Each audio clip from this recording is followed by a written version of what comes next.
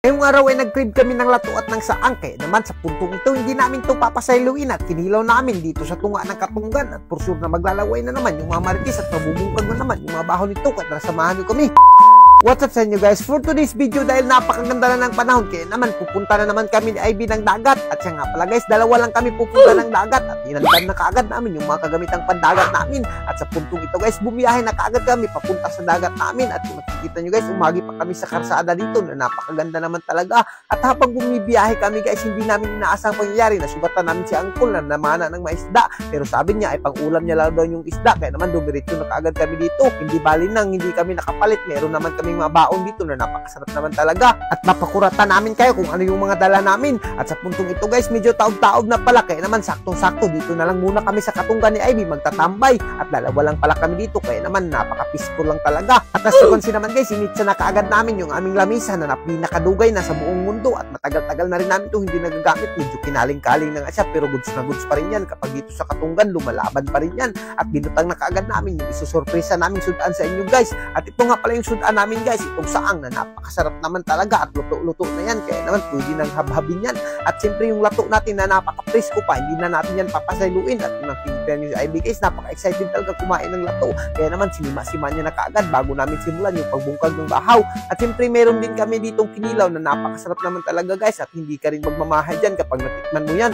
At siya nga pala guys, lahat ng dala namin ay pinalit lang namin yan dahil hindi na kami nanginhas dahil medyo taob-taob na, kaya naman hindi na kami maglisod-lisod dyan, kakain na lang kami largo. At kung nakikita nyo naman guys, tinimplahan ko na lang yan para mas maging malasa at masarap yung ating pagkain na saang at tangtayong na napakasarap naman talaga, ay lato pala, sorry. At dito guys, tinimplahan ko na kaagad yung ating tinatawag na tikod-tikod dito sa amin. Napakasarap naman talaga nito kilawin guys, kung hindi pa ka nakatilaw nito ay naku, maglalaway ka talaga nito dahil napakasarap talaga to.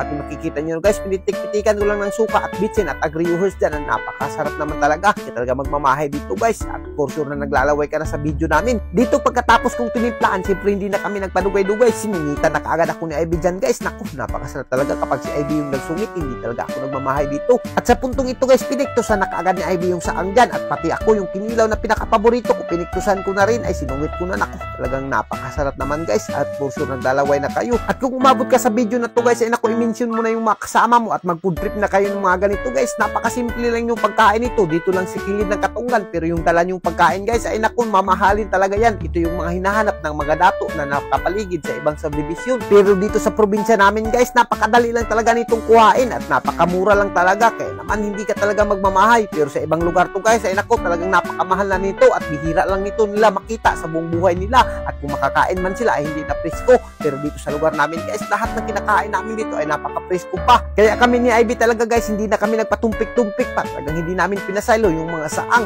yung mga ganitong kudripan ay hindi talaga kami magmamahay. Lalo na si Ivy guys, talagang pinaka-paborito niya yung lato at kung kikita nyo guys, nausaw niya lang sa suka na napakasarap naman talaga at sobrang aslum pa sa buong mundo. Kaya isa lang talaga yung masasabi ko dito sa lugar namin guys, napakaswerte at napaka-bless talaga namin dahil may mga ganitong mga pagkain. At hanggang dito na lang muna kami at kung higaran ka sa mga video namin, huwag mo na kalimutan i-like and i-share para mas marami pa tayong food trip. Thank you God si all, mabuhay kayong lahat yan mga idol hanggat gusto nyo. So ayun guys, bago matapos ang video natin, meron na naman tayong bagong laro na ipapakilala sa inyo. Ito ang PHL Best at dito ay napakaraming laro ang pwedeng pagpipilian guys. At ito ang Super Ace, isa sa pinakapaborito ko at napakadaling manalo dito guys.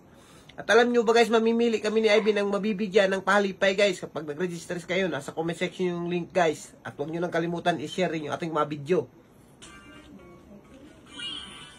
180 pesos guys, 920 pesos guys, yung 200 pesos natin, 60 pesos,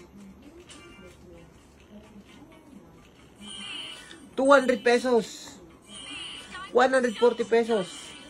And guys, so paldo-paldo talaga tayo guys at ganyan lang kadaling manalo dito. Kaya ano pang hinihintay mo, nasa comment section yung link guys.